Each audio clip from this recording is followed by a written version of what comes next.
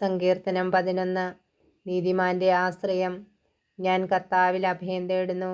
പക്ഷിയെപ്പോലെ പർവ്വതങ്ങളിൽ പോയി ഒളിക്കുക എന്ന് നിങ്ങൾക്കെന്നോട് എങ്ങനെ പറയാൻ കഴിയും? നിഷ്കളങ്ക ഹൃദയരെ ഇരുട്ടെയ്യാൻ വേണ്ടി ദുഷ്ടന്മാർ വില്ലുകുലച്ച് അമ്പു തൊടുത്തിരിക്കുന്നു.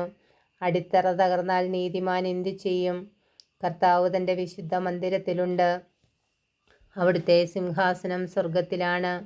അവിടുത്തെ കണ്ണുകൾ മനുഷ്യമക്കളെ കാണുന്നു. അവിടുന്ന് അവരെ സൂക്ഷ്മമായി നിരീക്ഷിക്കുന്നു.